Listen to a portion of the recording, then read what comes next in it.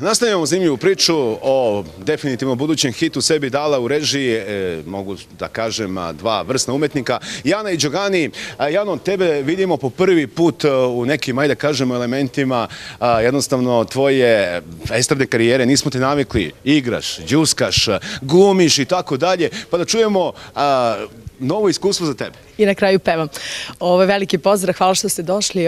Pa novo iskustvo za mene. Ja sam zaista srećna što mi je Đole pomogao. Videli ste i sami u koreografiji, tako da očekujem sve najbolje od ovog spota. Po prvi put možda u mojoj karijeri da ja ovako igram, da sam opuštena i vesela u spotu. Bili su komentari ovde iza scene. Kažu, Jana ima mnogo kvaliteta, ali nismo znali da ima i glumačkih. Pa dobro, ja se trudim, ali mi je zaista Đole pomogao i ja sam mu zahvalna zbog toga.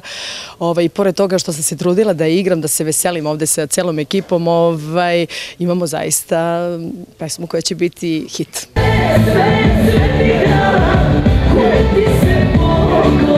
Đole je dao mnogo komplimenata, mi da ne pričamo o tome i neka jednostavno publika presudi za nekih 15 dana. Baš tako, ja mislim da je Đole sve ispričao kako je došlo do naše saradnje. Evo, tu smo, radi se spot, odabrana ekipa, Ivan Kod radi spot, znači očekujemo sve najbolje.